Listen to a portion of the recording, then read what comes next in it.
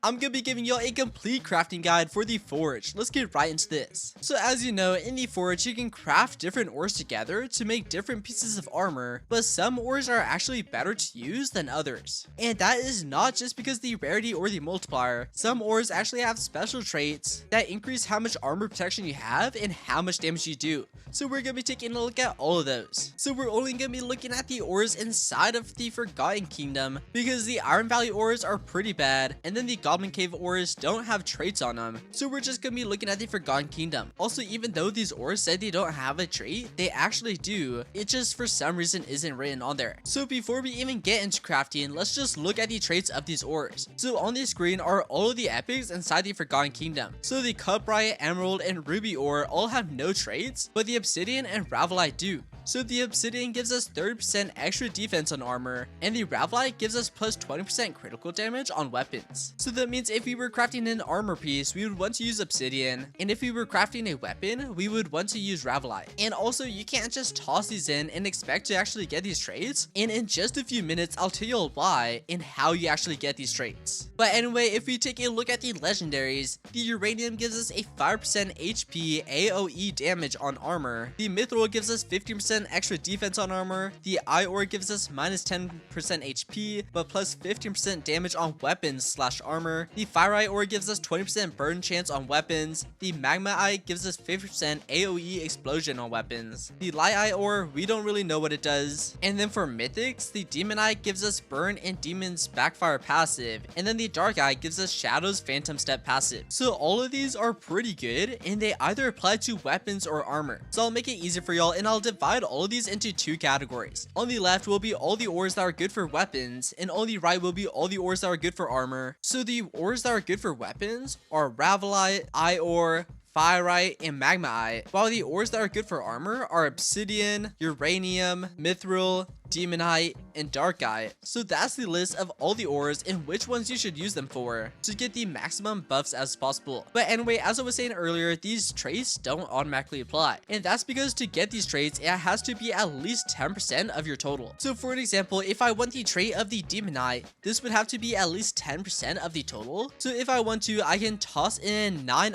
ores just like this, and then this would work. So this would give me the trait of the Demonite and the Ore, but as soon as I go over that, so 1 Demonite and 10 Ore, that means that the Demonite would only be around like 9.5%, which is under 10, so that means we wouldn't get the trait of the Demonite. So it has to be at least 10% of our total crafting material for the trait to actually kick in. And also, if you want the full effects of the trait, it has to be at least 30%. So what many people do is they try to keep the good ore as at least 1/3. It doesn't need to be at least 1/3, it just has to be 30% if you do want the full effects. So for an example, if we put the Ore on one of our weapons, and if it's only 10%, it'll probably give us around 5% extra damage on our weapon. But if we have at least 30%, we should get the full effect of it, meaning that we should get the entire plus 15% damage on our weapon. So it has to at least be 10% if you want the passive, but 30% if you want the full effect. So for mythical ores such as Demonite and Dark Eye, you probably won't really get the full effect just because keeping it 30% is pretty hard just because of how rare they are, but I would definitely recommend putting them on there with at least 10% just so you can still get the effect of them. So that's pretty much the ores, but now let's take a look at the things that we're actually going to be crafting. So that's weapons and armor. So for weapons and armor, the items at the very top are the items that are going to cost the least amount of resources, such as a dagger. For a dagger, we only need 3 resources to be able to craft that, but for weapons such as the Colossal Sword, those are going to require even more resources just because they're a lot larger. So that means if we toss in more and more resources, as you can see, we can craft different things. So we can get a gauntlet, and then if we keep tossing in more and more resources, we'll eventually be able to craft an item such as the Colossal Sword. So these weapons are pretty good, but they do require many more resources. So that means if we were to use our special ores on them, such as like Fireite, Mithril, or Ore, we would need a lot more of them if we do want to craft the Colossal Sword, and that's just because of how much they use. That's the same for armor. For armor, if we were to craft a heavy chest plate, this is going to cost a lot of resources. So a light helmet is only going to cost us 3 ore, but a heavy chest plate is going to cost us much more if we even want a chance of crafting it. So just be aware of that if you do toss in your items, you are gonna need a lot more of them. So if I want to toss in my Demon Eye and Dark Eye, and if I want to put those on a heavy chest plate, I'm gonna need a lot more of them, because if I toss in like all my Mithril right here, I do have to keep it 118, just because if I do that, these two right here would be under 10%, meaning that we won't get their traits. So if I were to add in a 9th one, that means these two right here would be under 10%, so we won't get their traits at all, so we don't want to do that. So if I want to use those to craft a heavy chest plate, we're gonna need a lot more Demon Eye and a lot more Dark Eye ore, just so we can craft the chest plate while still keeping their traits. And we're gonna need even more on top of that if we want to keep it 30%, just so we can get the full effect. So just make sure you remember that. Also, for armor right here, the heavy armor is the best, because this is the armor that's gonna give you the most amount of defense. But if we get light armor, such as the light leggings, light chestplate, and light helmet, these are gonna allow us to move much faster than if we're wearing the heavy chestplate, because the heavy armor set is gonna slow us down, but it's gonna give us a lot more HP, while the light armor set isn't gonna give us as much defense, but it's gonna allow us to move around much faster. But overall, the heavy set is the best,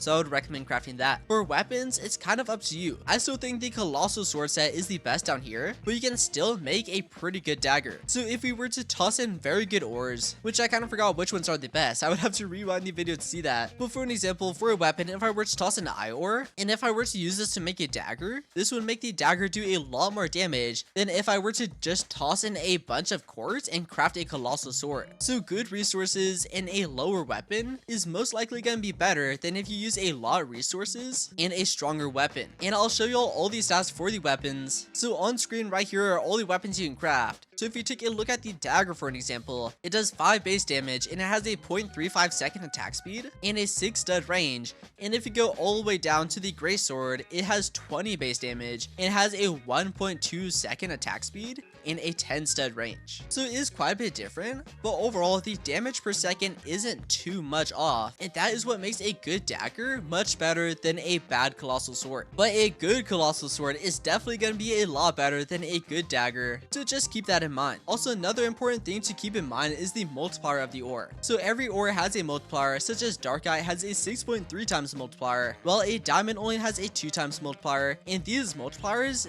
multiply the stats and the price of the weapon. So for an example, if I toss in quartz, it's only going to give our weapon a 1.5 times multiplier, which that's not too good. But if you toss in an eye ore for an example, this is going to give it a 4 times multiplier. So you do want a good multiplier. Also, multipliers are able to get diluted. Like for an example, we have a 3.5 times multiplier. Then if we toss in quartz, it's going to dilute it and it's just going to lower and lower our multiplier until it gets closer to the multiplier of the quartz. So if you're trying to create a super good armor set or weapon, you primarily want to use mythics and legendaries. You are able to toss in a few epics if you want to, but this is going to lower the multiplier and decrease the stats of the weapon. So primarily try to stick with legendaries and mythics rather than epics. And to get good armor while you're stacking up your legendaries, what I would recommend doing is craft armor with all of your epics, just so you can make some mediocre armor and weapons until you get enough legendaries and mythics to create a super good armor set. Because multipliers are very important, because for example, if you use cobalt, it only has a 1 multiplier, so that is gonna make our weapon terrible. But if you have a 6.3 times multiplier, that is a 6.3 times multiplier that will have on our weapon, making it 6.3 times as powerful. And that will also increase the price as well. So if you're making weapons just to sell them, you still want a high multiplier because that will increase the price. But anyway, that's pretty much a complete crafting guide. Once again, your orders have to be at least 10% to be able to get the trait, and at least 30% if you want the full effects of the trait. So if you're putting an ore in, make sure it's anywhere between 10 and 30%. Of course, it can be above 30%, but anywhere between 10 and 30% you'll be able to get the trait. So keep that in mind, 10%, and then of course you want a high multiplier. And also, if you already forgot all the traits and effects of the ores, you can rewind the video and you can take a look at once of those again. Also, if y'all have any questions, you can comment them in the comment section down below, and I'll try to respond to as many of y'all as possible. And if you're spending a lot of stuff to craft a super good piece of armor, then I would recommend joining the Forge Discord server, because on there they have a channel where you can take a screenshot of all the ores you're putting in, and you can send it in that channel, and you can ask people if that's a good combination or not, and if you're getting the full effects of your ores, and they can help you out as well. But anyway, that's the complete crafting guide on the Forge though. If this video helped you out, please make sure to smash that subscribe button, and I'll see y'all in the next video.